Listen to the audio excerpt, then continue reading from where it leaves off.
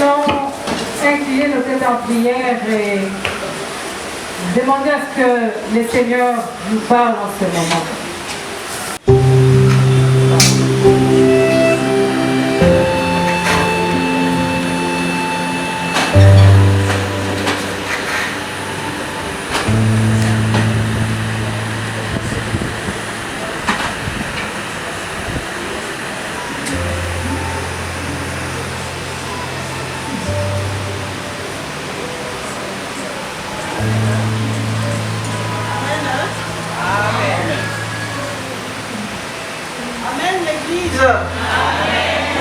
Amen, amen.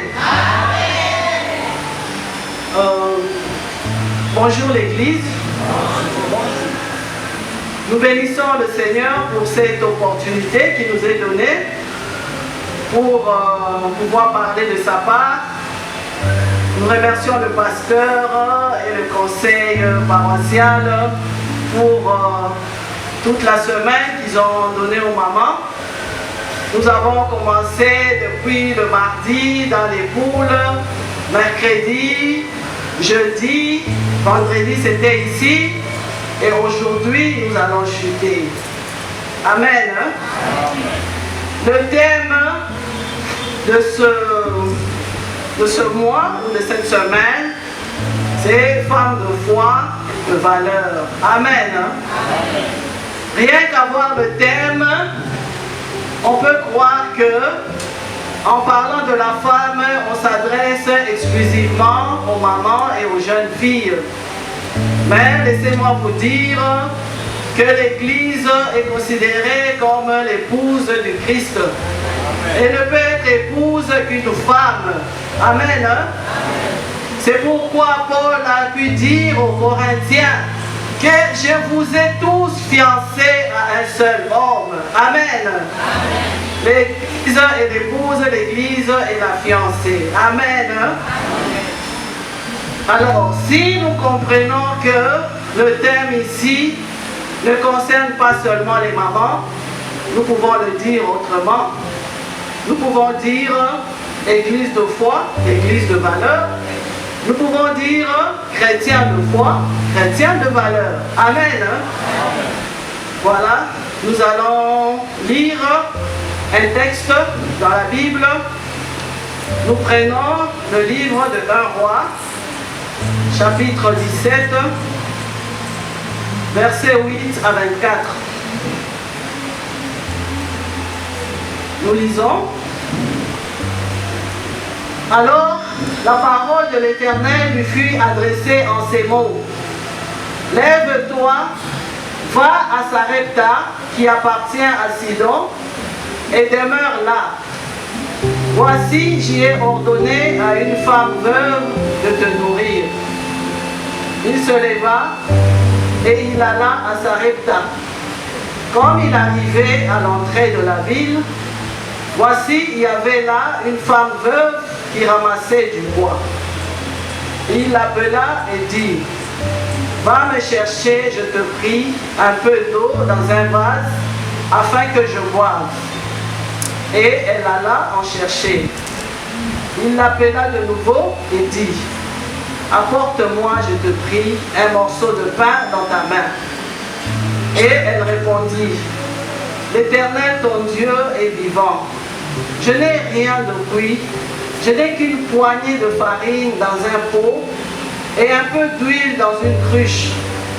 Et voici, je ramasse 2 morceaux de bois, puis je rentrerai et je préparerai cela pour moi et pour mon fils. Nous mangerons, après quoi nous mourrons. Élie lui dit, ne crains point, rentre, fais comme tu as dit. Seulement, prépare d'abord avec cela un petit gâteau et tu me l'apporteras. Tu en feras ensuite pour toi et pour ton fils. Car ainsi parle l'Éternel, le Dieu d'Israël. La farine qui est dans le pot ne manquera point, et l'huile qui est dans la cruche ne diminuera point, jusqu'au jour où l'Éternel fera tomber de la pluie sur la face du sol. elle alla et elle fit selon la parole d'Élie. Et pendant longtemps, elle eut de quoi manger, elle et sa famille, aussi bien qu'Élie. La farine qui était dans le pot ne manqua point, et l'huile qui était dans la cruche ne diminua point, selon la parole que l'Éternel avait prononcée par Élie.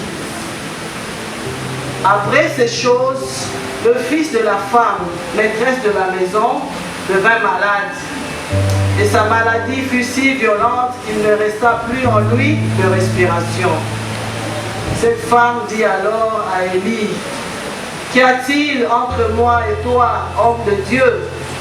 Es-tu venu chez moi pour me rappeler le souvenir de mon iniquité et pour faire mourir mon fils? » Et il lui répondit, « Donne-moi ton fils. » Et il le prit du sein de la femme, le monta dans la chambre haute où il demeurait et le coucha sur son lit.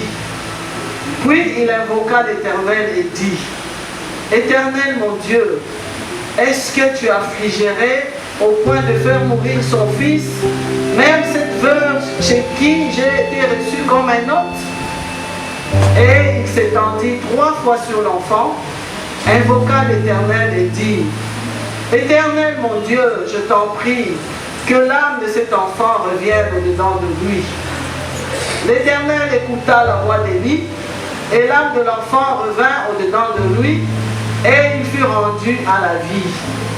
Élie prit l'enfant, le descendit dans la chambre haute, dans la maison, et le donna à sa mère.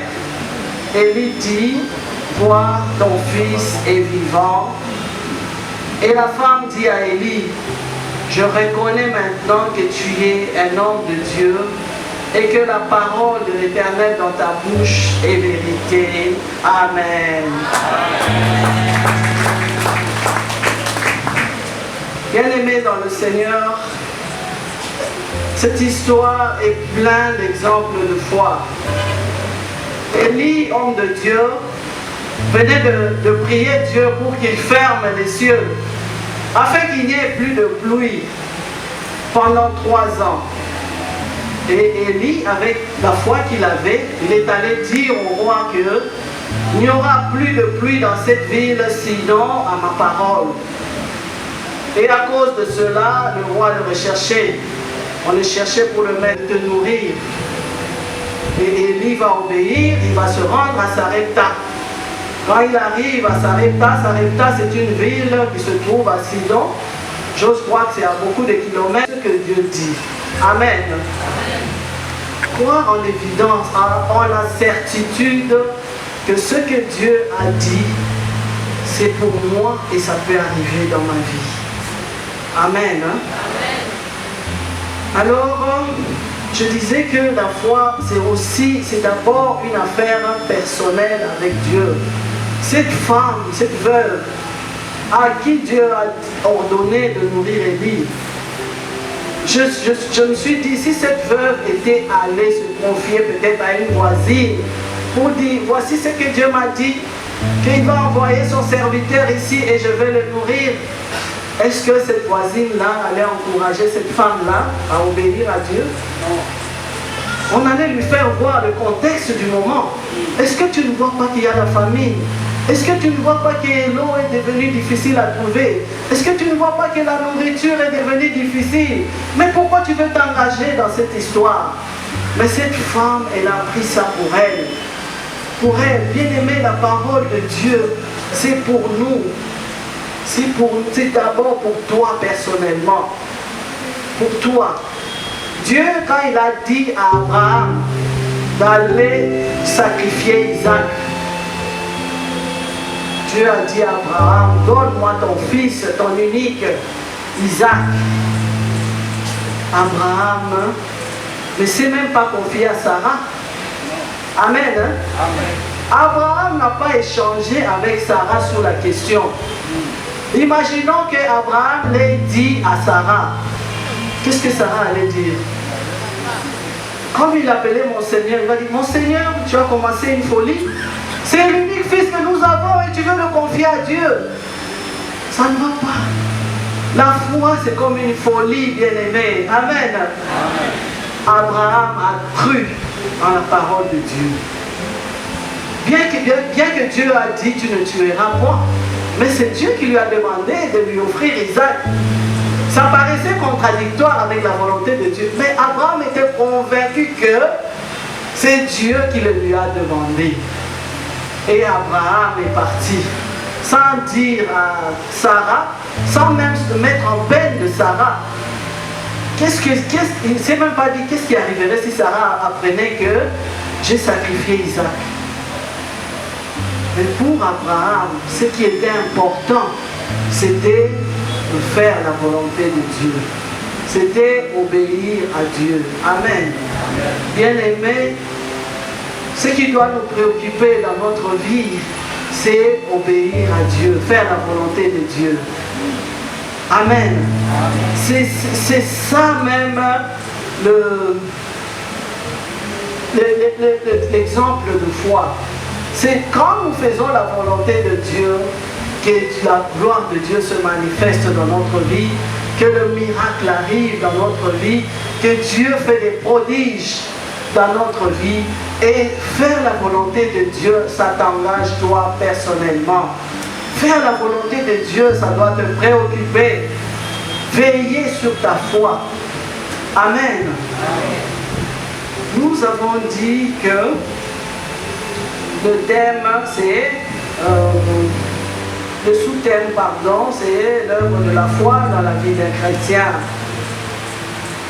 Quand nous croyons en l'existence de Dieu, nous écoutons sa parole et nous obéissons, ça produit la foi en nous et cela nous amène à poser des actes. À poser des actes. Bien aimé, la foi en la parole de Dieu doit nous amener, doit avoir de l'influence sur nous, sur notre personnalité, sur notre raisonnement, sur nos attitudes, sur nos réactions, sur nos comportements, sur nos convictions. Amen. La parole de Dieu doit nous influencer sur tous les plans. Et c'est ce qui va nous amener à poser des actes. Et ces actes-là sont des actes qui vont nous donner de la valeur. Amen. Et c'est pourquoi on dit que femme de foi et de valeur. C'est cette femme-là qui croit en la parole de Dieu.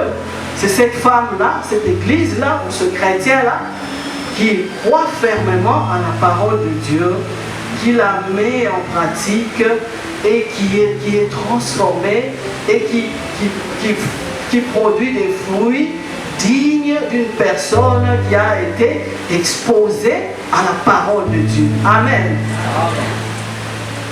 Et c'est ce qui nous donne de la valeur. De la valeur. Amen. Et cette valeur-là, Dieu la connaît et le diable aussi la connaît. Amen. Et les hommes aussi peuvent témoigner qu'il y a de la valeur en toi. Amen, l'Église. Si nous regardons l'histoire de Job, Job était tranquillement assis chez lui à la maison, priant Dieu, présentant à tout moment des sacrifices à Dieu, de purification, vivant dans l'obéissance, dans la piété, dans la crainte de Dieu. Et Dieu, dans son trône là-bas, il a vu Job. Dieu a dit, ça c'est mon serviteur. Et la Bible dit que ce jour-là, le diable est venu dans le conseil de Dieu. Dieu, connaissant la valeur de Job, Dieu a commencé à vanter son serviteur. Il a dit, est-ce que tu as vu mon serviteur Job? Amen. Amen. Tu viens de parcourir la terre. Tu as parcouru l'église. Est-ce que tu as remarqué mon serviteur Job? Amen. Parce que dans Job, il y avait de la foi. Parce que dans Job, il y avait de la valeur. Parce que ce que Job faisait, c'était remarquable aux yeux de Dieu, aux yeux des hommes et aux yeux même du diable. Bien-aimé dans le Seigneur, Dieu te connaît. Dieu nous connaît. Nous sommes ici dans l'église parce que nous avons foi en lui. Nous sommes ici dans l'église parce que nous croyons qu'il est vivant. Il est le rémunérateur de ceux que nous sommes venus ici pour l'adorer, pour rechercher sa face. Nous ne sommes pas venus pour voir le pasteur Inuka, nous ne sommes pas venus pour admirer la chorale, mais nous sommes venus pour chercher Dieu. Dieu nous connaît et le diable aussi nous connaît. Il sait si tu es sincère dans ta foi ou bien si tu es dans l'hypocrisie. Dieu le connaît et le diable aussi le connaît. Amen. C'est pourquoi nous avons intérêt en tant que chrétiens à marcher dans la piété. Et la foi, c'est ce qui va nous amener. La foi, c'est la confiance, la conviction en la parole de Dieu. C'est ce qui va nous amener dans cette vie-là de piété. Dans cette vie-là de crainte de Dieu, dans cette vie-là d'obéissance à Dieu. Et quand nous sommes dans la crainte, dans l'obéissance, dans la foi, et c'est alors qu'il y a le miracle. C'est alors qu'il y a les merveilles de Dieu qui se produisent dans nos vies. Amen. Beaucoup de gens sont à l'église, ils disent que j'ai la foi depuis que je suis là, mais je ne vois pas ceci. Dieu n'agit pas dans ma vie. Tout ça, bien-aimé, rentre en toi-même. Rentre en toi-même. Est-ce que tu veilles sur ta marche avec Dieu? Est-ce que tu marches dans la crainte de Dieu? Est-ce que tu obéis à la parole de Dieu? Est-ce que tu es soumis? Amen. Pour que Dieu puisse ouvrir les écluses des cieux comme nous l'avons chanté. Amen. Une chose est de croire, une chose aussi est d'obéir, de marcher dans la parole de Dieu, de marcher dans la crainte de Dieu. Aujourd'hui, il y a des chrétiens qui ont une duplicité. C'est à l'église qu'on connaît qu'il est chrétien. Mais en dehors de l'église, on sait que Azana est pagan. Et quand on a des attitudes comme ça, on ne peut pas vivre le miracle de Dieu. On ne peut pas vivre les merveilles de Dieu.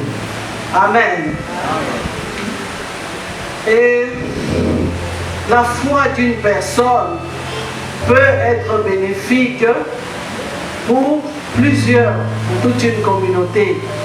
La Bible nous dit que deux personnes peuvent s'unir ensemble pour demander quelque chose. Donc deux personnes qui ont la foi, ils peuvent se mettre ensemble et prier Dieu et Dieu va déclencher le miracle. Tout comme une personne, la Bible dit que Dieu se cherche une personne qui va se mettre à la brèche et qui va intercéder. Une personne qui a la foi, qui a la confiance en Dieu. Même si vous êtes seul, par votre foi, vous pouvez sauver votre famille, vous pouvez sauver toute une communauté, vous pouvez sauver tout un pays. Amen. Aujourd'hui, nous crions que notre pays est agressé, il y a la guerre à l'Est, nous, on veut balkaniser notre pays, ainsi de suite. Mais si une personne de foi s'élève pour intercéder, Dieu va faire le miracle. Dieu va agir. Amen, l'Église. C'est la foi qui nous rend agréable. La Bible dit la foi. Hein? Sans la foi, il est impossible d'être agréable. C'est la foi qui nous rend agréable. Agréable, si nous pouvons le dire en lingala, c'est quoi? On peut dire elengi. Hein? Foi te rend même elengi. Comme ça, elengi. Namiso nzambe elengi be namiso abatu. Pourquoi? Parce que la foi va faire que tu mènes des actes qui vont te donner de la valeur. Et cette valeur-là va te rendre agréable. La foi va te rendre honnête. L'honnêteté, c'est une valeur. La foi va te rendre une femme soumise. La foi va te rendre une femme, un enfant obéissant. La foi va te rendre, va faire que tu développes en toi des qualités, des valeurs qui vont faire que tu sois honoré par Dieu et par les hommes. Amen. Et c'est par notre foi, la foi bien sûr qui est vécue dans toute la sincérité, que nous pouvons influencer même notre entourage. Amen. Nous pouvons influencer notre entourage. Parfois tu viens à l'église, tu as fait longtemps, on te voit prier, mais étant donné que il y a cette duplicité en toi.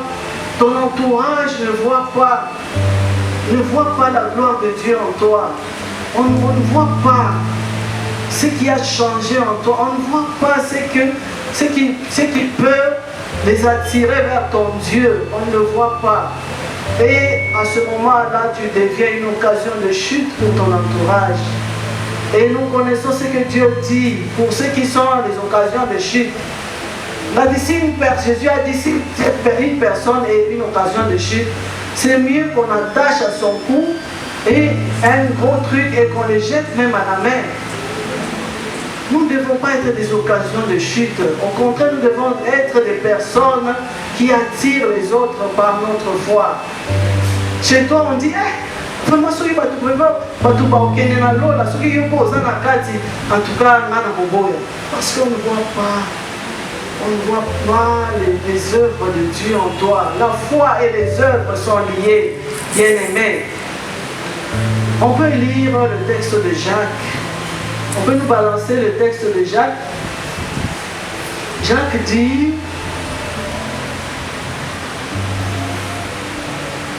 Abraham, notre père, ne fut-il pas justifié par les œuvres lorsqu'il a offert son fils Isaac sur l'autel? Tu vois que la foi agissait avec ces hommes est justifiée par les œuvres et non par la foi seulement. Amen. Amen. La foi sans les œuvres, ça n'existe pas. Selon la Bible, la foi sans les œuvres, la foi se manifeste. Si tu dis que tu as la foi, est-ce qu'on voit la foi? Non. La foi n'est pas quelque chose de matériel. Mais la foi se manifeste, se matérialise par les œuvres. Amen.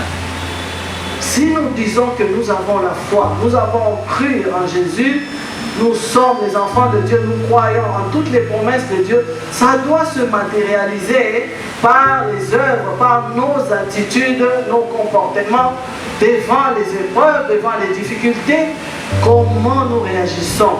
Amen. Amen. C'est ce qui va matérialiser la foi. C'est que cette femme veuve, d'abord, ce que Élie fait, le déplacement là, quand Dieu nous dit va à Sarepta, il y va. C'est aussi un exemple de foi. Il a matérialisé sa confiance en Dieu et il s'est déplacé, il est allé à Sarepta.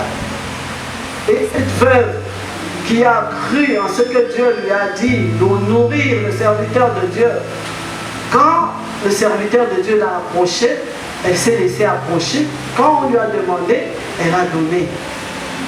Elle a donné. Elle n'a pas dit, oh, tu me déranges, prophète Élie, tu me déranges. Il n'y a qu'à moi que tu peux demander des choses.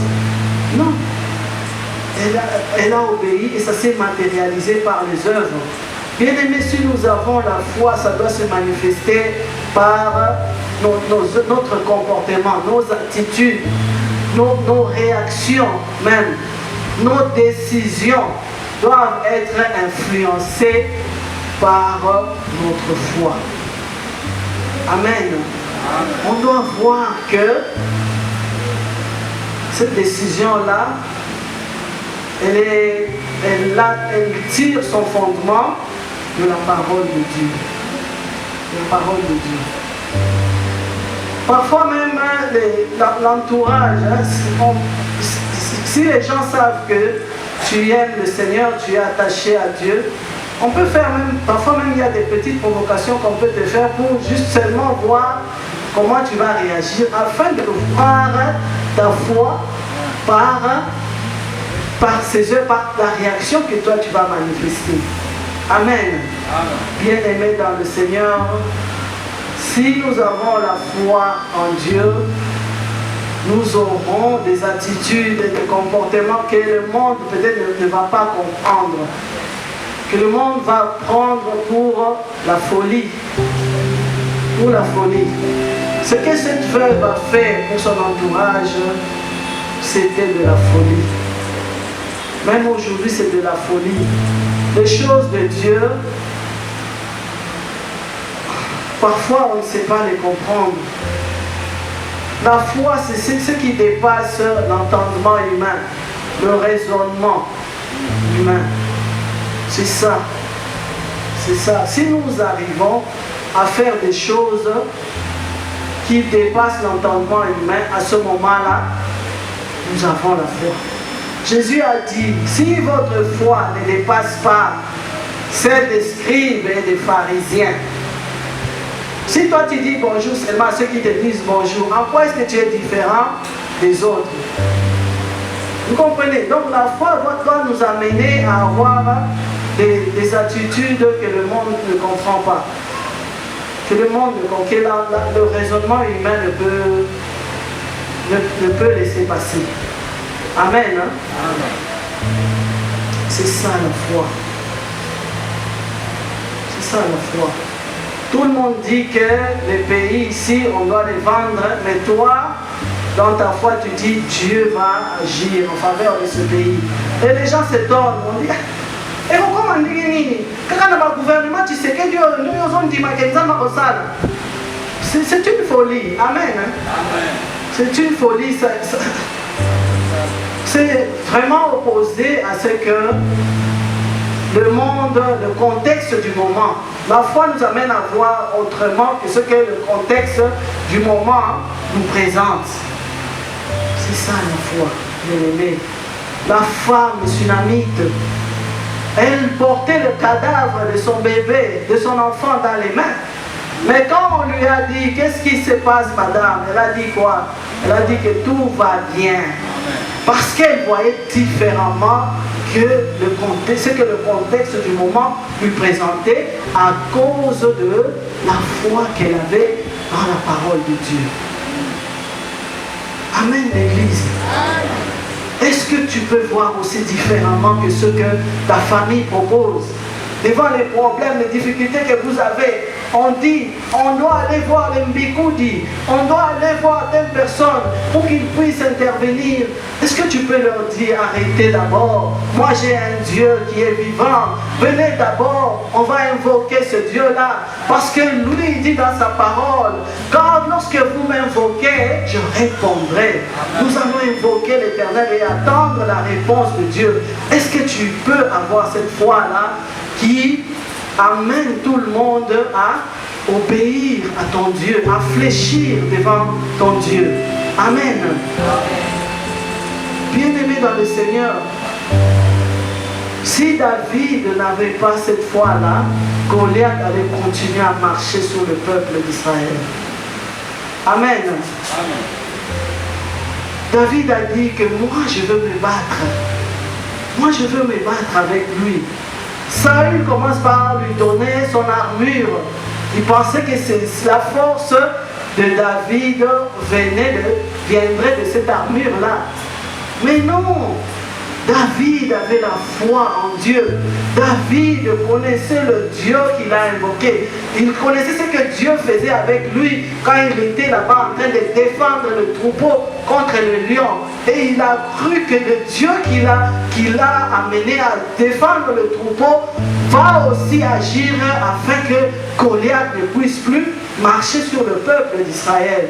Bien-aimés dans le Seigneur, nous avons les promesses de Dieu dans la Bible. Dieu nous a donné beaucoup de promesses dans sa parole. Et la parole de Dieu est la vérité. La parole de Dieu est la vie. La femme de Sarepta, la veuve de Sarepta a dit à Élie, je crois maintenant que la parole de Dieu qui sort de ta bouche est la vérité. Amen.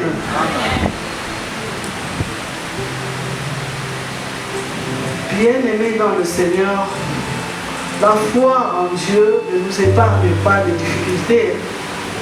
Même si nous avons foi en Dieu, des problèmes nous en aurons. Des difficultés nous en aurons. Mais ça sera pour faire éclater la gloire de Dieu. Amen. Cette veuve qui a accepté de nourrir Élie, qui l'a même hébergé dans sa maison, elle a vu son enfant mourir. Amen. Elle a vu son enfant mourir. Mais c'était pour la gloire de Dieu. C'était pour la gloire de Dieu. Et elle a dit au serviteur de Dieu, est-ce que tu es venu me rappeler mon iniquité? Comment je peux voir mon fils mourir devant moi pendant que tu es là? Amen. Et Élie s'est senti interpellé. Il a même interpellé Dieu pour lui dire, Seigneur, est-ce que tu vas laisser cet enfant mourir? L'enfant de cette veuve mourir, celle qui m'a donné à manger, qui m'a reçu comme un hôte. Bien-aimé dans le Seigneur, la foi nous donne des droits devant Dieu. Amen. Amen. La femme nous donne des droits. La foi nous donne des droits devant Dieu. C'était pas normal qu'une personne ayant manifesté autant d'amour, d'hospitalité et d'obéissance, que Dieu puisse la laisser dans cette situation. Dieu était dans l'obligation d'intervenir. Amen. Dieu a agi en faveur de cette femme et par la prière de son serviteur, l'enfant de cette femme est ressuscité. Bien-aimé, la foi te donne des droits. David a dit à Dieu, Seigneur, je marche dans l'intégrité. Ne me laisse pas tomber devant mes ennemis.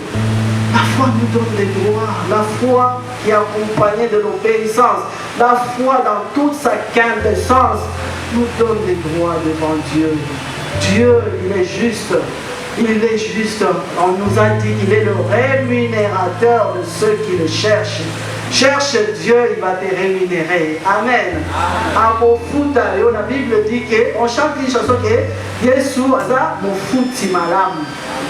Tu peux faire du bien à un homme, il ne te dit même pas merci, mais ce n'est pas le cas chez notre Dieu.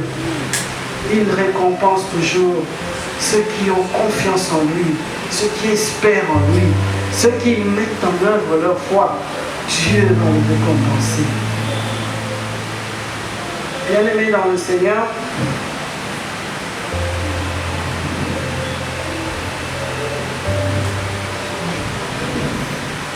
ce matin, j'aimerais nous inviter à avoir une foi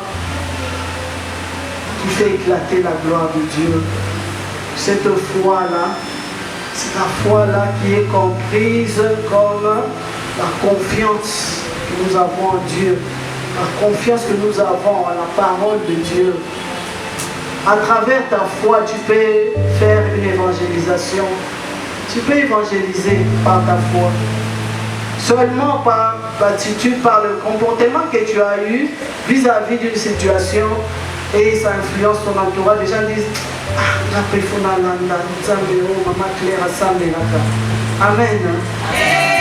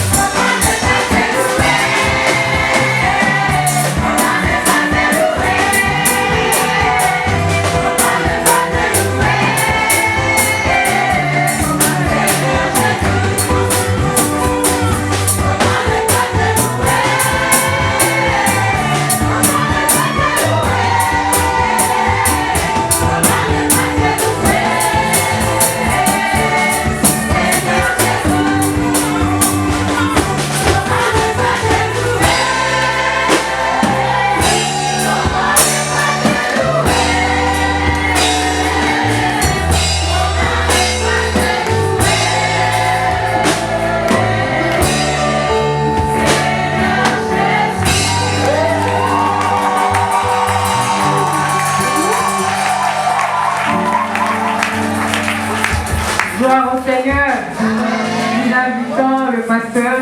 Parce qu'ils prient Dieu, pourtant ils prient leur pasteur. Nous ne pouvons pas comparer Dieu même avec notre pasteur. Dieu reste Dieu. Il reste Dieu. Alléluia. Et je demanderai aussi à la chorale des seigneurs de traduire ce cantique en français. Et ça va nous aider beaucoup dans l'église.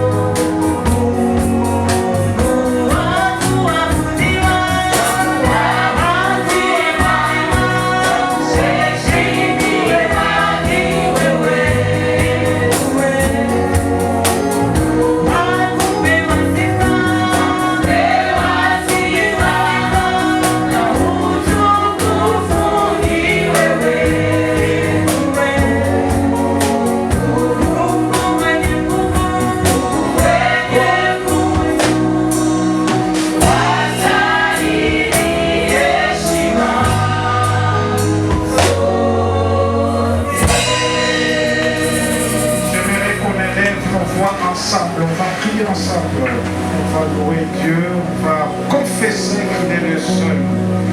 Alléluia, qui nous devons, alléluia, honneur et gloire.